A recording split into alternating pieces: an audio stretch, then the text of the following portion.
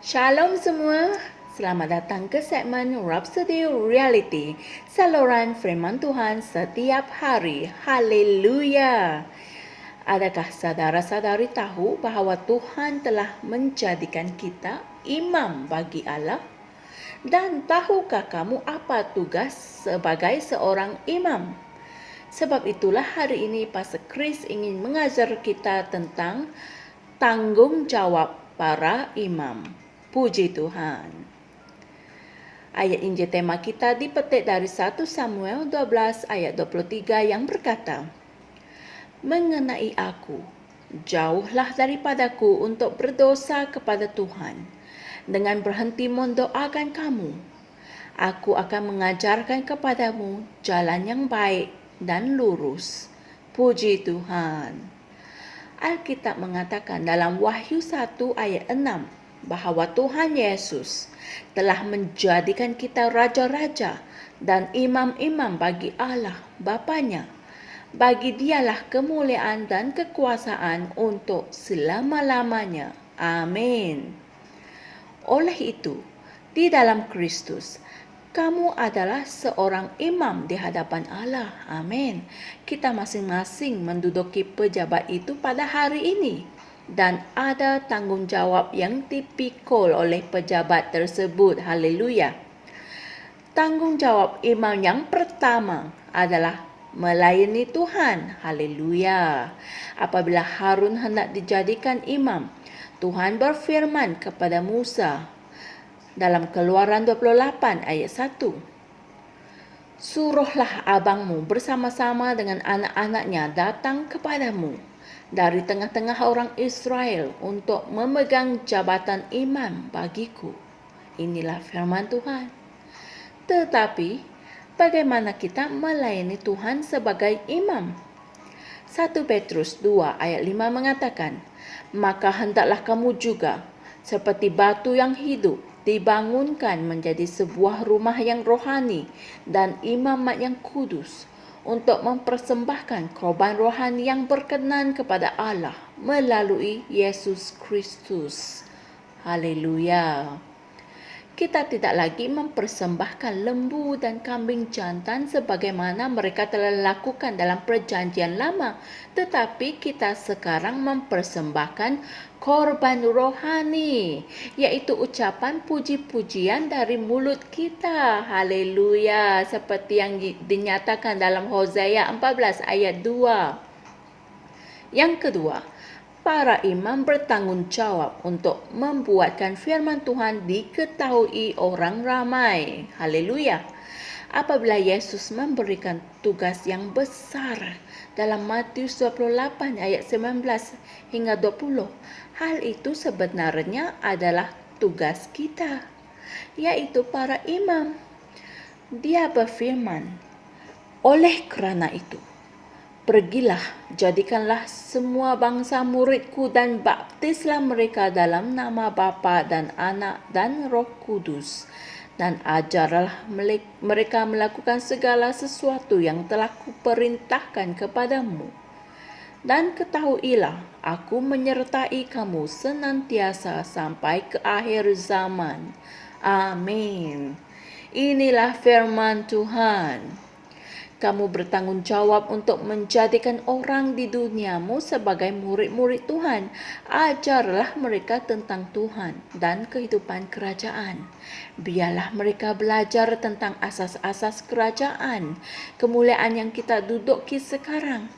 Alkitab mengatakan dalam Malaki 2 ayat 7, kitab terjemahan Message, para imamlah yang bertanggungjawab untuk mengajar kebenaran.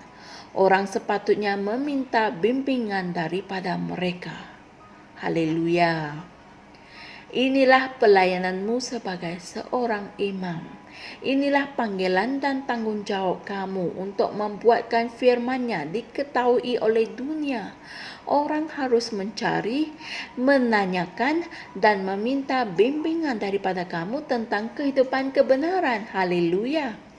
Tanggungjawab imam yang ketiga adalah bersyafaat. Puji Tuhan. Kita adalah seperti Yesus, yaitu imam besar kita, di mana Alkitab mengatakan dalam Ibrani 7 ayat 25, kerana itu Dia sanggup juga menyelamatkan mereka dengan sempurna, semua orang yang oleh Dia datang kepada Allah. Sebab Dia hidup senantiasa untuk menjadi pengantara mereka. Haleluya. Ayat Injil tema kami menunjukkan kepada kita bahawa Samuel ialah seorang imam yang tidak akan berhenti berdoa untuk orang. Jadilah sedemikian. Berdoalah selalu untuk semua orang dan untuk negara kamu. Puji Tuhan. Tuhan telah memberikan kita penguasaan dan kekuasaan untuk mengubah keadaan di bumi dengan menggunakan nama Yesus. Amin. Oleh itu, melalui doa, marilah kita membuatkan kehendak-Nya menjadi nyata di bumi, dalam kehidupan orang di sekeliling kita, di bandar-bandar dan negara-negara kita.